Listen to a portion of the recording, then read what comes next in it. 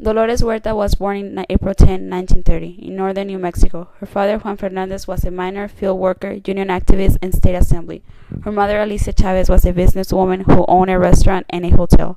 Her parents got divorced when she was 3 years old, leaving her mother and the help of her grandfather, Herculano Chavez, to raise Dolores and her two brothers and two sisters in the central Joaquin Valley farm worker community of Stockton, California. Even though her parents were divorced, she kept in touch with her father and his struggles to make a living as a migrant labor and coal miner. Her father's union activities inspired Dolores Huerta's work with a Hispanic self-helping association. After high school, Dolores attended the University of Pacific's Delta Community College, where she received a teaching degree and married her first husband. After teaching in the school, Dolores quit her job because she said, "I couldn't stand seeing kids come to class hungry and eating shoes. I thought I could do more by organizing farm workers than by teaching their hungry children."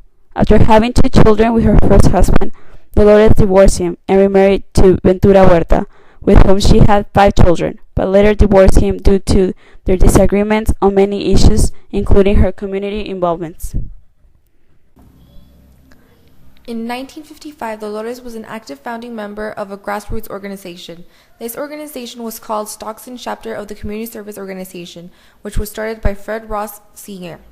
The community service organization battled many issues such as segregation and police brutalty, which led voter registration drives, pushed for improved public services, and fought to enact new legislation. In 1960, Dolores organized and founded the Agricultural Workers Association because of the public assistance programs. She also was greatly involved in passage of legislation allowing voters to write the vote in Spanish, and the right of individuals to take the driver license examination in their native language. By 1965, Dolores and Cesar Chavez had recruited farm workers and their families throughout the San Joaquin Valley. On September 8th of 1965, Filipino members of the Agricultural Workers Organizing Committee demanded higher wages and struck the Delano area grape growers. On September 16, 1965, the NFWA voted to join in the strike. More than 5,000 grape workers walked off their jobs in what is now known as the famous Delano Grape Strike.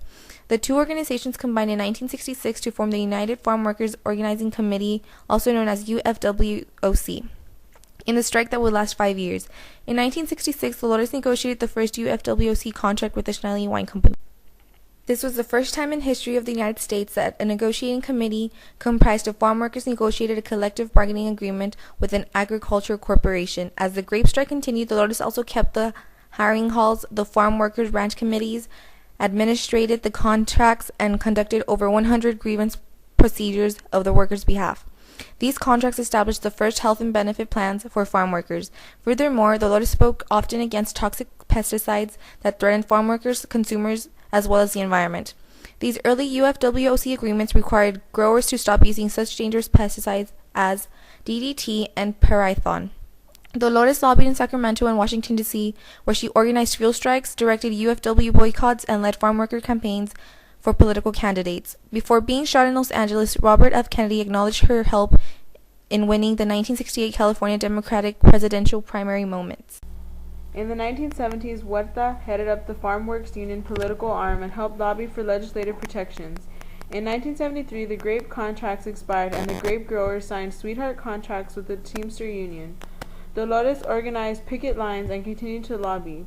In 1974, she was instrumental in securing unemployment benefits for farm workers.